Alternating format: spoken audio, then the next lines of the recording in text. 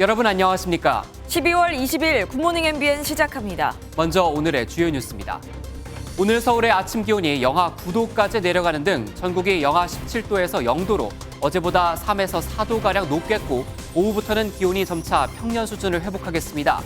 내일은 전국이 대체로 흐리면서 전국에 비나 눈이 내리겠고 모레부터는 다시 강추위가 찾아와 주말까지 이어질 전망입니다.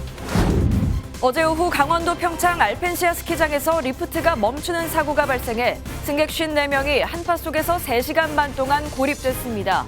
폭설이 쏟아진 호남 서해안을 중심으로는 사고가 잇따르며 일부 학교가 문을 닫았고 한파로 농작물 피해가 속출했습니다. 여야가 예산안 막판 쟁점인 행정안전부 경찰국과 법무부 인사정보관리단의 운영 예산을 놓고 접점을 찾지 못하고 있습니다. 이태원 참사 국정조사 특별위원회는 여당의 불참 속에 첫 회의를 열어 증인 채택과 조사 일정을 의결하고 내일 첫 현장 조사에 나설 예정입니다. 국민의힘이 차기 전당대회에서 오로지 당원 투표만으로 당대표를 선출하기로 확정했습니다. 하지만 비윤계 당권 주자들이 지지층을 배제하느냐며 거세게 반발하면서 당내 갈등이 확산하는 모양새입니다. 정부가 내년 4월까지 유류세 인하를 연장하면서 휘발유는 인하폭을 현재의 37%에서 25%로 조정하기로 했습니다. 이렇게 되면 휘발유 값은 리터당 99원 오르게 됩니다. 아침을 여는 굿모닝 MBN입니다. 한강이 이렇게 꽁꽁 얼었습니다. 한강은 보통 나흘 연속 영하 10도 아래로 기온이 떨어져야 어는데요. 오늘 낮에 잠깐 추위가 주춤하겠지만 문제는 내일 전국에 눈 예보가 있습니다. 눈이 오면 지금보다 더 큰 한파가 몰아칠 걸로 보입니다. 첫 소식 윤현지 기자입니다. 한강의 결빙 관측 지점인 서울 한강대교. 강 주변이 온통 얼음으로 뒤덮였습니다. 공식 결빙은 아직 관측되지 않았으나 지난 13일부터 이어진 한파에 강가는 꽁꽁 얼어붙었습니다. 비닐로 된 축사가 엄청난 눈에 뒤덮였습니다. 눈의 무게를 이기지 못한 축사 천장은 폭삭 내려앉았습니다. 호남엔 주말 내내 쏟아지던 눈이 어제까지 이어지며 농민들은 마음을 졸였습니다. 저들도 놀라고 튀어나왔어요. 사람이 다쳤으면 큰일 날 뻔했는데 그래마 다행이죠. 몇 년 만에 이렇게 눈이 많이 온 것 같네요. 대설특보는 해제됐지만 이번 주 다시 눈이 내릴 수 있다는 소식에 농민들은 걱정이 앞섭니다. 출하를 시작한 충남 논산의 한 딸기 농가도 냉해 방지에 힘을 썼지만 이어지는 눈 소식에 걱정을 감추지 못합니다. 한 4일간 눈 소식이랑 한파가 또 온다고 하니 농가들은 이 기름을 가장 걱정이라 생각이 됩니다. 이번 한파는 오늘 오전까지 계속된 뒤 낮부터 잠시 누그러져 내일까지는 주춤하고 모레부터 맹추위가 다시 찾아올 전망입니다. 일시적으로 평년 수준의 기온을 회복할 것으로 예상되지만 다시 북서쪽에서 찬 공기가 남하하며 기온이 하락할 것으로 강추위는 다음 주 초까지 이어질 것으로 보입니다. MBN 뉴스 윤현지입니다. 강원 평창 알펜시아 리조트 스키장에서 원인을 알 수 없는 리프트 멈춤 사고가 발생해 50여 명이 한파 속에서 3시간 넘게 추위에 떨어야 했습니다. 경북 경산에서는 공장에서 큰 불이 나 건물 8개 동을 태우는 등 밤사이 화재가 잇따랐습니다. 노태현 기자입니다. 멈춰있는 스키장 리프트에서 탑승객들이 로프에 매달려 내려옵니다. 어제 오후 4시 12분 강원 평창의 알펜시아 리조트 중급자 슬로프의 리프트가 멈춰서면서 54명의 탑승객이 그대로 고립됐습니다. 영하 17도의 체감온도 속에서 탑승객들은 길게는 3시간 반 동안 추위와 공포에 떨어야 했습니다. 구조된 이들 가운데 3명은 저체온증으로 인근 병원으로 옮겨졌습니다. 갑자기 멈춰서 좀 높은 데서 대기하다 보니까 많이 무서웠는데 상황에서 춥기도 했었고 많이 무섭고 아찔했습니다. 알펜시아 측은 정확한 사고 원인은 조사하고 있다고 밝혔습니다. 공장 건물이 시뻘건 화염에 휩싸였습니다. 어제 저녁 7시 40분쯤 경북 경산의 한 폐기물 재활용 공장에서 화재가 발생해 2시간 반 만에 큰 불이 잡혔습니다. 13개 건물 가운데 8개 동이 불에 탔는데 다행히 직원들이 모두 퇴근한 뒤라 인명피해는 없었습니다. 강원 강릉의 한 폐차장에서도 어제 저녁 7시 20분쯤 화재가 발생해 폐차장에 있던 차량 160여 대를 태우고 7시간 만에 꺼졌습니다. 울산 울주군에서는 선박 바닥재 제조 공장에서, 대구 달성군에서는 컴퓨터 판매업체에서 불이 나는 등 건조한 날씨 탓에 전국에서 화재가 잇따랐습니다. MBN 뉴스 노태현입니다.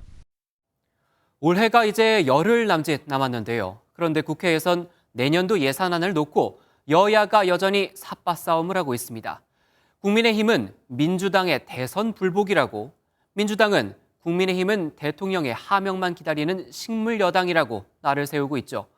이번 예산안은 벌써 4번이나 시한을 넘긴 상태입니다. 먼저 유호정 기자가 찬찬히 설명해 드립니다. 행정안전부 경찰국과 법무부 인사정보관리단의 운영예산 5억 원이 막판 예산 협상의 난제로 등장했습니다. 앞서 김진표 의장이 이 예산을 삭감하는 대신 예비비로 편성하자는 중재안을 냈지만 여야는 자기 목소리만 냈습니다. 국민의힘은 합법적으로 설치된 기관의 예산을 깎는 건 대선 불복이라고 목소리를 높였습니다. 5억의 예산 때문에 639조나 되는 정부 예산 전체를 발목을 잡고 있습니다. 더불어민주당은 대통령실 하명만 기다리는 무기력한 식물 여당이라며 책임을 여당에 넘겼습니다. 오매불망 윤심에 막혀 또다시 헛바퀴만 돌았습니다. 국민의 힘이 아니라 용산의 힘이라 해야 할 것입니다. 박홍근 원내대표는 새 제안 없이는 만나지 않겠다며 의장 주재 원내대표 회동에 불참하면서 사실상 추가 회동은 중단됐습니다. 여야가 예산안 처리 법정 시한과 정기국회 마감일, 의장이 정한 2차례 시한까지 모두 넘기면서 예산 정국이 연말까지 이어질 수 있다는 우려도 나옵니다. MBN 뉴스 유호정입니다. 그럼 예산안을 놓고 여야의 입장이 극명하게 엇갈리는 지점을 짚어보겠습니다. 행정안전부 산하 경찰국에 예산을 주느냐 마느냐 이 부분이죠. 야당이 경찰국 자체가 위법이라며 반대하자 이상민 행안부 장관은 위법 여지가 1도 없다고 맞받았습니다. 이 내용은 조동욱 기자가 전해드립니다. 이상민 행정안전부 장관은 경찰국은 헌법과 법률에 따라 설치된 기관이라며 위법의 여지가 없다고 재차 강조했습니다. 헌법과 법률에 따라서 경찰국을 대통령령으로 만든 것입니다. 따라서 위법의 여지가 요즘 유행하는 말로 1도 없는 것입니다. 야당은 정부조직법 개정 없이 경찰국을 신설한 것은 위법이라며 줄곧 반대해왔습니다.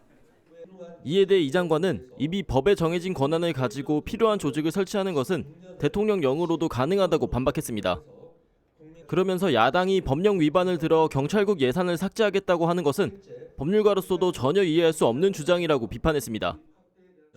법으로서 할 수도 있는데 그것은 마치 닭을 잡는데 소 잡는 칼을 사용하는 것과 똑같은 겁니다. 아주 비효율적인 것이고. 민주당은 이 장관 발언에 대해 상위법 제정 취지를 위배한 시행령 개정이었다며 판사 출신이 맞는지 의문스럽다고 밝혔습니다. MBN 뉴스 조동욱입니다. 내년도 예산안 협상이 기약 없이 늘어지는 데 대해 윤석열 대통령이 국민에게 송구하다고 밝혔습니다. 국민께 도리를 다하기 위해 마지막까지 원칙을 지키자고 강조했는데 어중간한 타협은 없다는 뜻일까요? 황재원 기자가 보도합니다. 윤석열 대통령은 어제 국무총리와의 주례 회동에서 경기 하향 국면에서 내년 예산안의 중요성이 큰데 통과가 지연돼 국민에게 송구하다고 밝혔습니다. 또 정부는 마지막까지 원칙을 지키겠다고 강조했습니다. 정부는 국민에 대한 도리를 다하기 위해 마지막까지 원칙을 지키며 내년도 예산안 처리에 최선을 다해야 한다고 주문했습니다. 경찰국 등 국정 핵심 과제에 대한 예산을 전액 삭감하려는 야당과는 타협하지 않겠다는 뜻을 분명히 한 것으로 분석됩니다. 실제 대통령실 내부에서는 야당이 내건 안을 보면 다른 쟁점인 법인세 인하 폭은 오히려 부차적인 문제가 될 수도 있다는 주장이 나옵니다. 대통령실 고위 관계자는 정부 정책을 법적인 문제로 비화시켜 예산하고 결부시키는 건 이치에 맞지 않는 결정이다라며 입장 변화와 절충을 바란다고 불만을 드러냈습니다. 윤 대통령은 또 지난 15일 국정과제 점검회의와 관련해 후속 조치에 만전을 기해달라고 밝혔습니다. 예산안 협상에는 원칙을, 정부에는 국정 수행을 강조한 만큼 국회의 협상에도 영향을 미칠 것으로 예상됩니다. MBN 뉴스 황지연입니다. 예산안 처리가 지연되면서 덩달아 출범이 늦어지던 이태원 참사 국정조사 특별위원회가 여당의 불참 속에 첫 회의를 열었습니다. 이상민 행정안전부 장관을 포함한 증인 채택을 했는데 벌써 25일이나 지난지라 조사 기간은 불과 20일밖에 남지 않았습니다. 국민의힘 주호영 원내대표는 야당이 단독으로 국정조사를 한다면 기간 연장은 없다고 못 박았습니다. 강영호 기자의 보도입니다. 이태원 참사 국정조사 특별위원회가 출범 25일 만에 첫 회의를 열었습니다. 예산안 처리가 먼저라는 여당의 불참 속에 야 3당은 조사 일정과 증인 채택을 의결했습니다. 특위는 내일과 23일 현장 조사를 진행한 뒤 27일과 29일엔 기관 보고를, 다음 달 2일부턴 청문회를 진행하기로 했습니다. 기관 증인엔 이상민 행정안전부 장관과 윤익은 경찰청장 등이 채택됐으며 청문회 증인은 여야 합의로 추후 의결한다는 계획입니다. 일부 의원들은 기관 증인에 한덕수 총리가 빠진 점을 지적했습니다. 기관 증인 명단에서는 제외된다 하더라도 이후 청문회에서는 증인으로 채택을 해서 총리를 통해서 당시 참사에 대한 대응에 허술했던 점이 있는지. 조사 기간을 연장해야 한다는 목소리도 나왔습니다. 저는 30일은 연장해야 된다고 생각합니다. 사실 제대로 예비조사 진행도 자료 제출도 안 되고 전문위원 채택도 하지 못해서. 여당은 명백한 합의 위반이라며 지금 국정조사를 강행할 경우 기간 연장은 있을 수 없다고 경고했습니다. 지금 일방적으로 민주당이 국조위를 운영을 한다면 그 이후에는 국정조사 기간을 연장해달라는 이야기는 절대 할 수가 없습니다. 야당은 여당의 추후 합류가 가능하도록 간사간 협의를 이어간다고 밝혔지만 예산안 처리가 지연되는 상황에서 반쪽짜리 국정조사가 되는 게 아니냐는 우려가 나옵니다. MBN 뉴스 강영호입니다. 문재인 정부가 소득 주도 성장을 비롯한 경제 정책에 불리한 통계를 왜곡했다는 의혹을 감사원이 들여다보고 있죠. 정치권에서도 공방이 이어지고 있습니다. 국민의힘은 통계 주도 성장, 대국민 사기극이라고 비판했고 민주당은 문재인 정부에 대한 모욕주기라고 맞받았습니다. 안병수 기자입니다. 감사원이 조사 중인 문재인 정부의 통계 왜곡 의혹을 두고 여야가 설전을 이어가고 있습니다. 여당인 국민의힘은 문 정부의 대표 경제정책을 검증대 위에 올렸습니다. 특히 문재인 전 대통령을 겨냥해 통계 주도 성장이라는 비판도 서슴지 않았습니다. 소득 주도 성장이라고 썼지만 통계 주도 성장이라고 읽힙니다. 부동산 안정이라고 외쳤지만 영혼마저 털린 사기였습니다. 통계를 조작하고 은닉을 지시했다면 문재인 정부 5년은 대국민 사기극입니다. 국민의힘은 통계 왜곡에 대한 책임자 엄벌도 촉구했습니다. 하지만 더불어민주당은 전 정권 모욕주기라며 강하게 반발했습니다. 문 정부 청와대 대변인 출신 고민정 최고위원은 한 라디오에 출연해 통계 조작은 없었다는 점이 분명하다며 문 정부의 모든 통치 행위를 검찰 수사, 감사원 감사로 몰아내고 있다고 주장했습니다. 또한 윤석열 정부를 겨냥해 오로지 문재인 정부 모욕 주기를 통해 인기를 얻어보고자 하는 게 아니냐고 반박했습니다. 감사원은 지난 16일 통계 왜곡 의혹에 대한 실질 감사를 마무리했지만 내년까지 감사 기간을 연장할 경우 추가 공방이 이어질 것으로 관측됩니다. MBN 뉴스 안병수입니다. 감사원이 용산 대통령실과 한남동 관저 이전 과정에서 직권남용 등 불법 행위가 있었는지 감사하기로 했습니다. 이번 감사는 지난 10월 참여연대의 국민감사 청구에 따른 것으로 김건희 여사와 인연이 있는 업체가 관저공사의 특혜를 받았다는 의혹도 들여다볼 계획입니다. 이와 관련해 대통령실은 감사가 진행된다면 최대한 협조하겠다고 밝혔습니다. 이태원 참사 당시 경기권에서 출동한 재난의료지원팀이 더불어민주당 신현영 의원을 태우고 가느라 현장에 늦게 도착했다는 의혹이 제기됐습니다. 의사 출신인 신 의원은 이태원 참사 국정조사 특별위원회 야당 위원이죠. 국민의힘은 최악의 갑질이라며 의원직 사퇴를 요구했고 신 의원은 국정조사의 본질을 흐리는 불필요한 정쟁이라고 반박했습니다. 이현재 기자가 보도합니다. 이태원 참사 당시 민주당 신현영 의원이 명지병원 닥터카로 현장 도착했다며 SNS에 올린 영상입니다. 닥터카는 사고 현장에 의료 전문가들을 신속 투입하기 위한 차량으로 신 의원은 비례대표 의원이 되기 전 명지병원 의사로 근무했습니다. 그런데 이 닥터카가 신 의원 자택을 들렀다 가느라 현장에 늦게 도착했다는 의혹이 제기됐습니다. 경기도 고양시에 위치한 명지병원에서 재난의료팀이 출동한 건 0시 51분이고 참사 현장에 도착한 건 54분 만인 새벽 1시 45분이었습니다.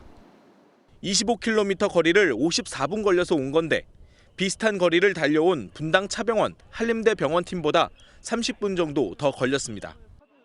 명지병원팀 실제 출동 경로를 보면 강변북로를 타고 오다 갑자기 시내 쪽으로 틀어 합정역과 홍대 입구역, 신촌역, 이대역을 지나 마포구 염리동을 거쳐갔습니다. 염리동 소재 신 의원 자택 앞을 들러 신 의원을 태워간 겁니다. 가장 빠른 길은 강변북로를 거쳐 용산으로 바로 들어가는 경로였습니다.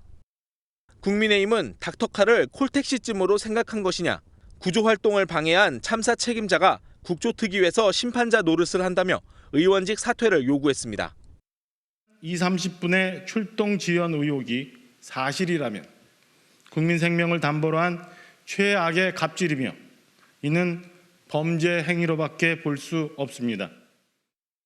이에 대해 신 의원은 사이렌이 달리지 않은 일반 차량인 닥터카에 동승했다며 국정조사 시작에 앞서 불필요한 정쟁이 유발되고 있다고 해명했습니다. 그러면서도 신 의원 자신이 탑승 요청을 했는지 여부에 대해서는 밝히지 않았습니다. MB 뉴스 이현지입니다. 국민의힘이 차기 전당대회에서 당원 투표만으로 당대표를 선출하기로 사실상 확정했습니다. 지금까지는 당원 투표 70%에 국민 여론조사 30%였죠. 전당대회 룰을 변경하자 여론조사에서 지지율이 높게 나오는 비윤계 당권 주자들은 강하게 비난했습니다. 유승민 전 의원은 골대를 옮겨 골을 넣는 게 정정당당한가? 안철수 의원은 골목대장 선거냐며 반발했습니다. 김순철 기자입니다. 국민의힘 지도부가 새 당대표를 뽑는 전당대회에서 당원 투표 비율을 100%로 확대하는 개정안을 의결했습니다. 지난 2004년 국민의힘의 전신인 한나라당이 도입했던 여론조사 30% 룰을 18년 만에 폐지하겠다는 것입니다.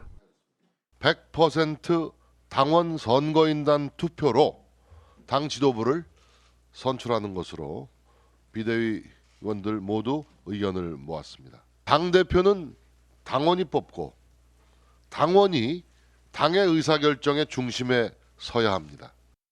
또한 당대표의 대표성을 높이는 차원에서 최다 득표자의 득표율이 50%를 안 넘으면 1, 2위 득표자를 대상으로 다시 투표하는 결선 투표제를 실시합니다.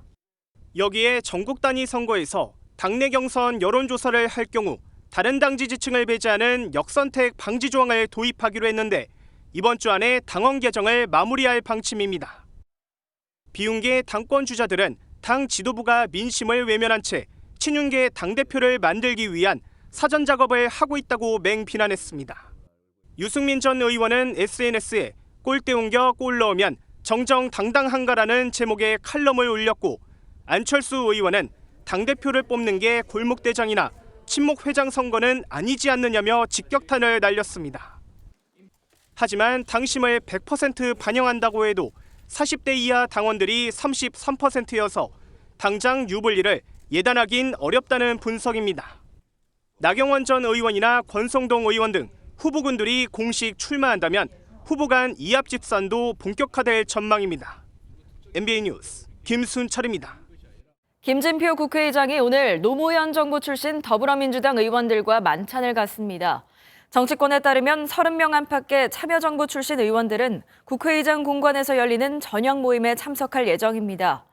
친문계와 맞닿아 있는 친노 의원들의 세결집을 위한 행보가 아니냐는 해석이 나오는 가운데 국회 관계자는 개파 모임으로 보는 건 무리라며 확대 해석을 경계했습니다. 북한이 지난 18일 발사한 미사일에 실린 카메라가 찍었다는 서울과 인천 사진을 공개했습니다. 용산을 정중앙에 둔 촬영 사진을 공개하면서 군사정보 수집 능력을 과시한 건데 진위도 불확실하고 화질은 형편없는 수준이라는 평가입니다. 김태희 기자의 보도입니다. 북한이 동해상으로 발사한 준중거리 탄도미사일이 위성개발 시험용이라고 주장했습니다. 북한 우주개발국은 서해 위성발사장에서 정찰 위성 개발을 위해 마지막 시험을 했다고 밝혔습니다.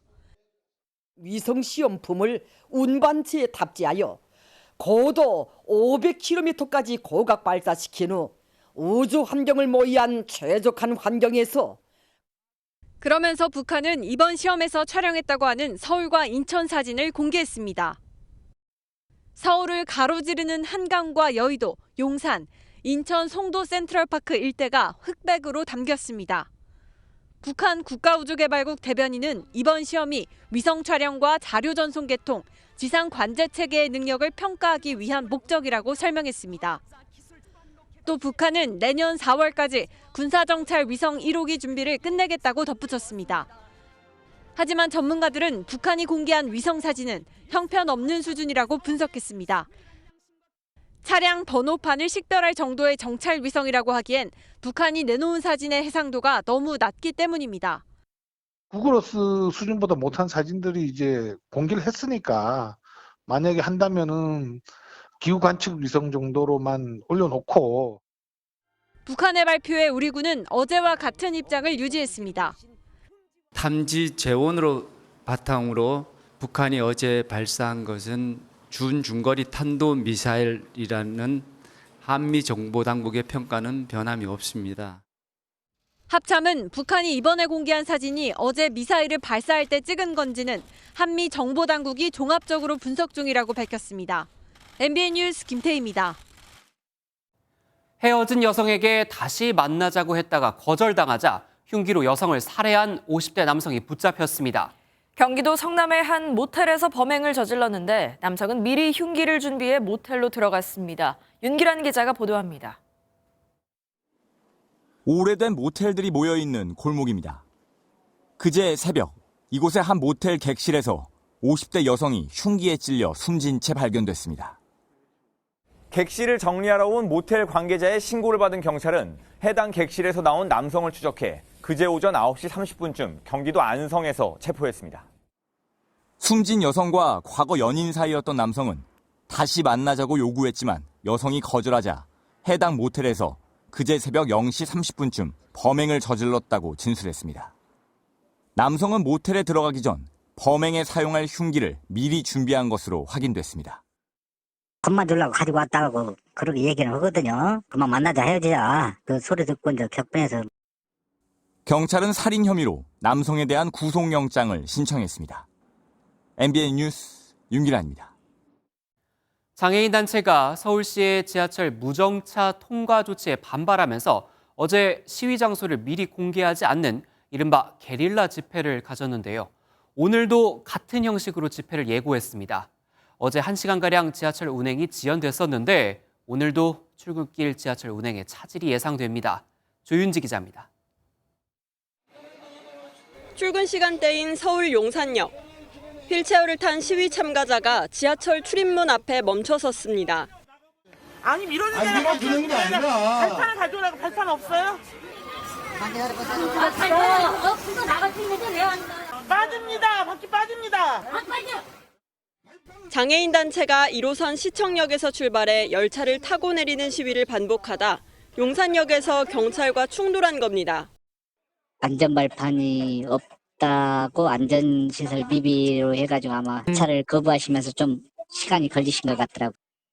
용산역에서만 열차가 17분쯤 지연되자 결국 코레일 측은 운행을 중단하고 승객들을 다른 열차로 바꿔 타도록 안내했습니다. 출근길 시간 이렇게 지하철 1호선은 55분가량 지연됐습니다. 특히 장애인 단체는 시위 장소를 알리면 서울시에서 무정차 조치를 취한다며 사전에 장소를 알리지 않고 게릴라 시위에 나섰습니다. 한때 사전에 시위 사실을 몰랐던 승객들의 고성과 항의가 오가기도 했습니다. 미리 말씀드리지 못하는 것들에 대해서 양해 부탁드립니다. 내일 어느 곳에 시작할지는 모르겠지만은 과잉대응하지 마시고 자연스럽게 선전 전에 5분의 시간은 참아주시고. 경찰은 지하철 운행을 방해한 혐의로 장애인 단체 관계자 6명을 추가로 검찰에 송치했습니다. MBN 뉴스 조윤지입니다. 우울증 환자 10명 중 4명은 정신건강의학과가 아닌 다른 곳에서 처방을 받는다고 합니다. 협진 체계도 느슨해서 환자 관리에 구멍이 뚫렸다는 평가가 나오는데요. 어떤 대안이 필요한지 최희지 기자가 취재했습니다. 93만 3,481명. 2021년 기준 국내 우울증 환자 수입니다. 하지만 국내 정신과 이용률은 7.2%로 캐나다, 미국 등 해외의 5분의 1 수준. 더구나 우울증 환자 중 약 40%는 타과에서 진료를 받고 있습니다. 최근에는 항우울제 처방 규제도 완화됐습니다. 이 항우울제를 정신과 외의 타과에서도 1회 60일에 한해 반복 처방 가능하다는 내용이 명문화됐습니다. 특정 상황에서는 정신과 의사의 자문 의뢰가 함께 요구되지만 평균 약 14,000원의 수가로 원활한 협진이 어려운 상황입니다. 우울증은 이 환자가 호소하는 것만 가지고 경증인지 중증인지는 절대로 알 수 없거든요. 전문가를 찾아가지고 자기한테 맞는 치료법을 찾는 것들이. 부산의 한 가정의학과, 전문적인 치료를 위해 동네 의원과 정신과 치료를 연계하는 협진 시범 사업을 진행 중입니다. 환자가 우울증 증상이 의심되면 가정의학과 의사가 연계된 정신과에 치료를 받을 수 있도록 연결을 해주는데 이 과정에서 두 병원 모두 의료 수가를 받을 수 있습니다. 인센티브를 제공해 적극적인 협진을 가능하게 한 겁니다. 이제 1차 기관에서 진료를 하면서 우울증 검사나 이런 걸 통해서 본인이 이제 정신건강의학적으로 치료나 상담이 필요하다는 것을 인지할 수 있게 도와줄. 풍부한 경험 없이 정확한 진단이 어렵다는 우울증. 전문적 치료를 위한 협진 체계 정착이 필요하다는 지적입니다. MBN 뉴스 최희지입니다.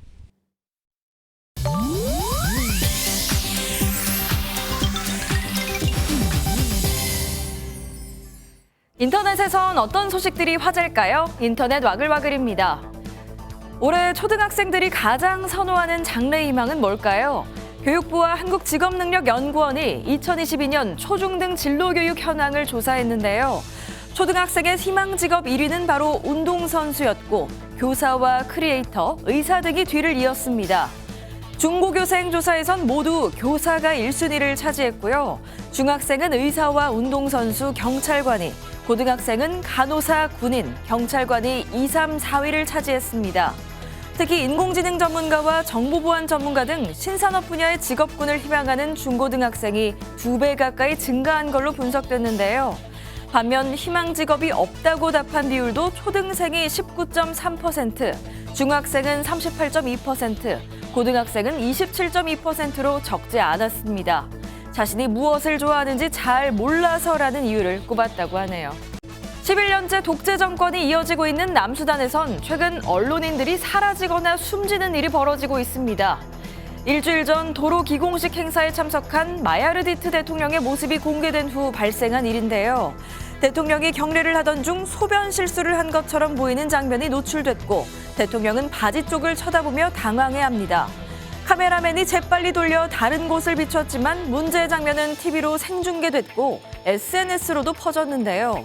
그 뒤 현장을 취재했던 언론인들이 하나둘 실종됐다는 소문과 보도가 나왔고 영상과 관련이 있는 한 언론인은 극단적 선택을 한 채 발견됐다고 합니다. 문제의 영상과 언론인의 죽음이 관련이 있는지는 밝혀지지 않았지만 논란은 쉽게 가라앉지 않을 걸로 보인다네요. 미국에선 비행기가 강한 난기류에 요동치면서 탑승객과 승무원 수십 명이 다치는 사고가 났습니다. 현지 시간으로 지난 18일 오전 미국 애리조나주에서 하와이 호놀룰루로 향하던 여객기 천장이 부서져 있는데요. 갑자기 강력한 난기류를 만났고 승객들이 자리에서 튕겨져 나가 천장에 머리를 부딪혔다고 합니다. 여객기에는 승객과 승무원 약 280여 명이 타고 있었는데 36명이 다쳤고 이 중 11명은 중상을 입었다고요. 여객기는 다행히 호놀룰루 공항에 무사히 착륙해 부상자들은 병원으로 이송됐고 사고 조사가 이뤄지고 있습니다. 항공사 측은 이렇게 강한 난기류를 만난 게 무척 이례적인 일이라고 밝혔다는군요. 인터넷 와글와글이었습니다. 이른바 전세 낀 집을 산 새 집주인이 자신이 집에 살겠다며 세입자에게 나가라고 했습니다. 이때 세입자가 2년 더 살겠다고 계약 연장을 요구할 수 있는지를 두고 지금까지 법원 판결이 제각각이었는데요. 대법원이 이번에 기준을 세웠습니다. 새 집주인과 세입자 중 누구의 손을 들어줬을까요? 홍지호 기자가 설명해 드립니다.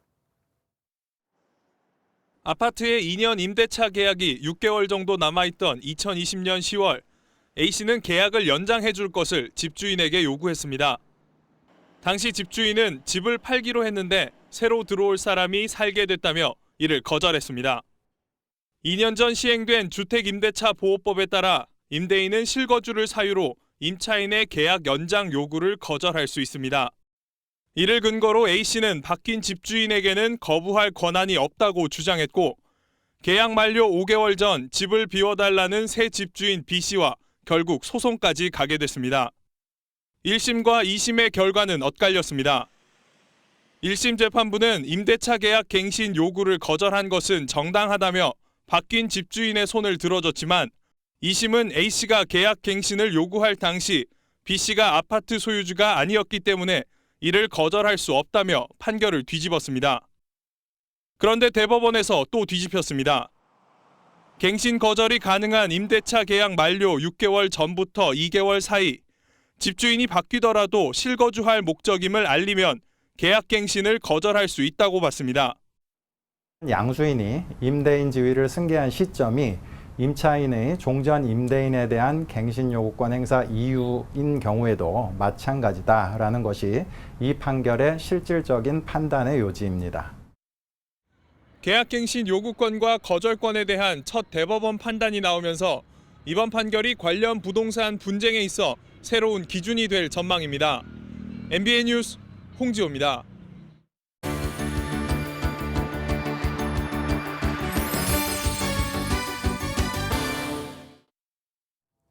굿모닝 월드입니다. 루마니아의 시골 지역에선 수세기 동안 색깔 있는 의상이나 동물 모피를 입고 노래하고 춤추며 집집마다 돌아다녔다고 하는데요. 이 전통을 이어 독특하기로 유명한 루마니아의 겨울 축제 현장으로 가보시죠. 루마니아 부쿠레슈티의 겨울 전통 축제장에 특이한 의상을 차려입고 모인 사람들. 진짜 곰처럼 보이는 의상을 입은 사람들이 악기를 연주하며 흥겹게 춤을 춥니다. 말과 염소, 군복과 화려한 구슬 장식의 전통 모자까지 루마니아의 전통 의상은 지역과 민족 구성에 따라 다채로운데요. 전통적으로 새해가 오기 전 마을을 돌며 악을 물리치던 풍습을 이어온 겁니다. 곰은 아픔을 치유하고 사람들을 보호하는 특별한 존재로 여겨졌는데요. 이 전통은 부쿠레슈티 사람들의 큰 자랑이라네요. 2022 카타르 월드컵 결승전에서 대접전 끝에 프랑스를 꺾고 우승을 차지한 아르헨티나.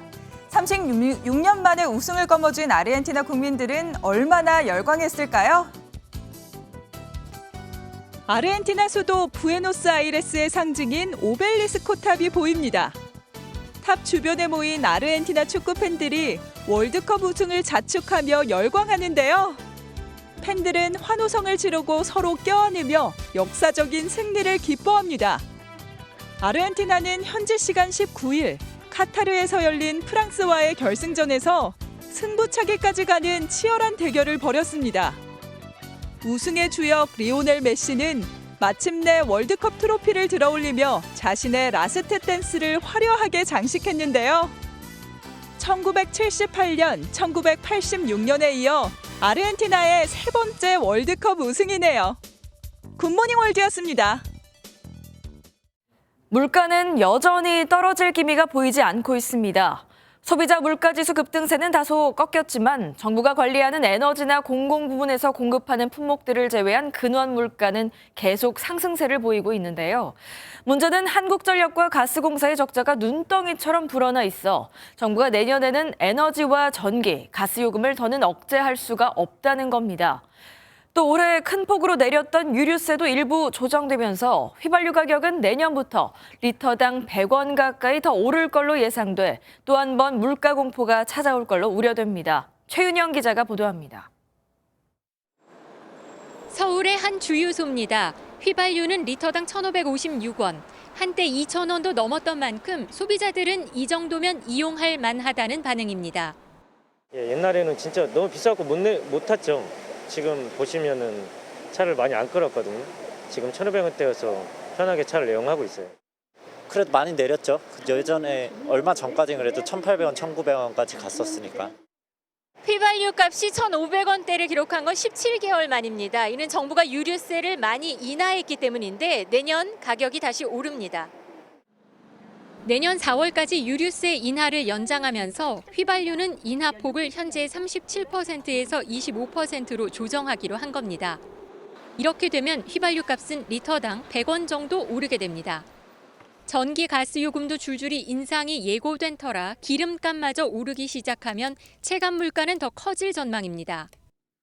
물가 상승률은 당분간 5% 중반대로 지속될 것으로 예상합니다. 그러면 소비자분들이 느끼는 체감 물가는 더 높을 것으로 생각합니다. 정부는 다만 경유와 LPG 부탄의 인하세율은 그대로 유지하고 승용차 개별 소비세 30% 감면도 내년 6월까지 연장해 그나마 물가 압력을 낮추기로 했습니다. MBN 뉴스 최인영입니다. 우리나라의 첫 달 탐사선 다누리가 달 궤도에 진입했다고 소식을 전해왔습니다. 가장 까다로운 기술이 달 중력권에 들어가는 건데요. 1차 기동 임무를 훌륭하게 소화했습니다. 김도형 기자입니다. 우리나라 첫 달 탐사선 다누리가 지구를 떠난 지 135일째. 다누리 임무 운영 관제실에서 연구진들이 다누리가 보내온 데이터를 검토합니다. 곧이어 연구진들의 박수가 쏟아집니다. 분석을 해봐야 되겠지만 달 캡처는 100% 됐을 거라고 생각됩니다. 항우연 연구진은 다누리가 달 중력에 포획돼 달 궤도를 도는 진정한 달 궤도선이 됐다고 설명했습니다. 달로 곧장 가지 않고 태양 쪽의 먼 우주로 떠난 다누리는 나비 형태를 그리며 다시 지구로 향하면서 달 궤도로 진입했습니다. 이번에 성공한 1차 진입기동은 다누리가 달 중력에 안정적으로 포획되는 가장 중요한 기동으로 꼽힙니다. 다누리는 앞으로 타원 궤도를 그리며 4차례의 진입기동을 더 수행하게 됩니다. 그때마다 속도를 낮추고 점점 달에 가까워져 최종적으로 100km 궤도에 진입하는 게 목표입니다. 2차 진입기동은 오는 21일로 최종 목표 궤도 안착 여부는 오는 29일에 확인할 수 있습니다. 목표 궤도에 진입하면 다누리는 1년 동안 달 착륙선 착륙 후보지를 탐색하는 등의 임무를 수행하게 됩니다.